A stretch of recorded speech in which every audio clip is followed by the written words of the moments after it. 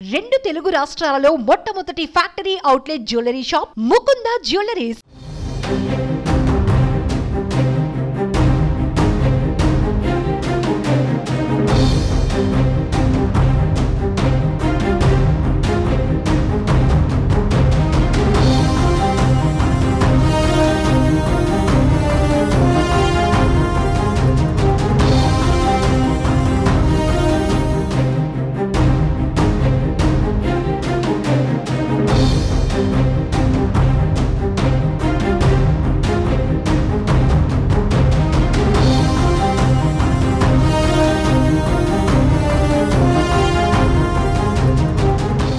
పెద్దలు గౌరవనీయులు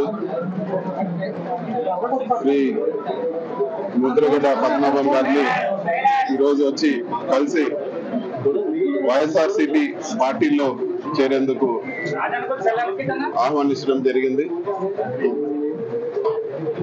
సో తప్పకుండా ఒక మంచి నిర్ణయం తీసుకొని పాజిటివ్ గా ఒక మంచి నిర్ణయం తీసుకుంటారని చెప్పి కూడా మేము ఆశిస్తున్నాము. ఇక్కడికి వచ్చేటప్పుడు మీడియా మిత్రులు కొద్దిమంది ఫోన్ చేసి మీరు ఏమి ఆఫర్లు ఇస్తా ఉన్నారు, మీకు ఏమి అంటే అండర్స్టాండింగ్ ఏముందని చెప్పి నేను అందరు కూడా ఒక విషయం క్లియర్ గా చెప్పదలుచుకున్నాను. ఒక మంచి ఇండివిజువాలిటీ ఉండే నేత కాపు ఉద్యమం చేశారు. సో ఇటువంటి ఆఫర్లకో లేకపోతే ఇంకోటో పద్మనాభం గారు పార్టీలో చేరతారనేది తప్పు. ఖచ్చితంగా ఆయన స్వతహాగా అన్కండిషనల్ గా చేరితే తప్పితే ఈ ఆఫర్లకు చేరే వ్యక్తి కాదని చెప్పి కూడా మేము భావిస్తున్నాము. అదేవిధంగా ముఖ్యమంత్రి గారు సమక్షంలో ఒక మంచి నిర్ణయం తీసుకొని పార్టీలో చేరతారని చెప్పి కూడా ఆశిస్తున్నాము. పెద్దలు ఒక మంచి పాజిటివ్ డెసిషన్ కూడా తీసుకుంటారని చెప్పి కూడా మేము ఆశిస్తాము. Thank you.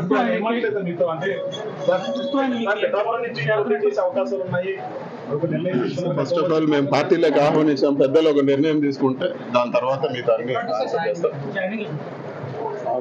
నిర్ణయం తీసుకోకుండా జాయినింగ్ ఎలా ఉంటుంది?